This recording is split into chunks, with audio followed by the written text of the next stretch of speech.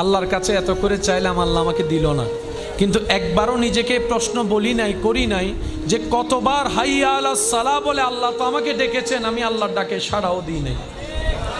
জীবনের 1000 বার চলে গিয়েছে হাইয়া আলাস সালাহ শুনেছি, কিন্তু সাড়া দিতে পারি নাই।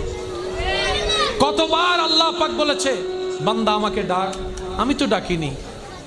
বান্দা এটা কর, আমি তো করিনি। বান্দা এইভাবে চল, আমি তো চলিনি।